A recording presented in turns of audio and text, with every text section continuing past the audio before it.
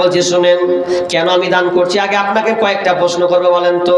আমার বাড়ি হলো বোতল বাড়ি, আমার বাড়ি এখানে বোতল বাড়ি। আমি চলে যাব রায়গঞ্জ, রায়গঞ্জে সুন্দর জায়গা আছে, ওখানে করে বাড়ি দিব সুন্দর করে।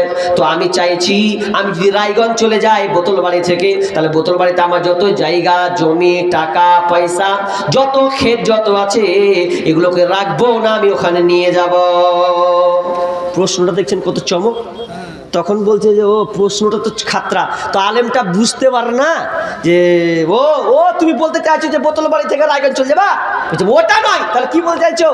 বলছে আমি বলতে চাইছি আমার বাড়ি বোতল বাড়ি, টাকা পয়সা, এই টাকা পয়সা জমি জায়গা আমি যদি রায়গঞ্জ যাই তাহলে সব কিছু আমাকে নিয়ে চলে যেতে হবে। কিন্তু বলেন তো আমি কি দুনিয়াতে চিরস্থায়ী না ক্ষণস্থায়ী? ক্ষণস্থায়ী। তো আমার আসল জায়গা তো এখানটা নয়, আমার আসল জায়গা হচ্ছে কবর, আমার প্রথম মঞ্জিল হচ্ছে কবর, আমার আসল জায়গা হচ্ছে জান্নাত। আর আমি এখানে বেশি দিন থাকবো না, আমি যেখানে থাকবো ওটা জান্নাত। তো জান্নাতে যে আমি যাব, তো আমাকে ওই জান্নাত যেতে হলে আমার মাল যত আছে এগুলোকে রেডি করে নিতে হবে, গুটিয়ে নিতে হবে। ওই জন্য আমি আমার ধন সম্পদ টাকা পয়সা সব কিছু পরকালের জন্য দিলাম। ইহকালে যখন আমি টিকবো না, বেশি দিন থাকবো না, মরতে যখন হবে আখিরাতে পাড়ি দেওয়ার জন্য, এই জন্য সমস্ত ধন সম্পদ আমি সব আল্লাহর রাস্তায় দিয়ে দিলাম।